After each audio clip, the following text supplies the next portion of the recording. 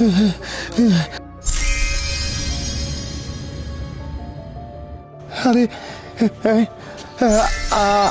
আমার কি হলো? হ্যাঁ, আমি তো সব কিছু দেখতে পাচ্ছি, এটা কিভাবে সম্ভব? ওই ছেলেটা ওই আমার পাশ দিয়ে চলে গেল, তখনই আমার কেমন যেন চোখের মধ্যে লাগলো। তারপর থেকে আমি সব দেখতে পাচ্ছি। তাহলে নিশ্চয়ই ওই ছেলের মধ্যে কোনো কিছু আছে।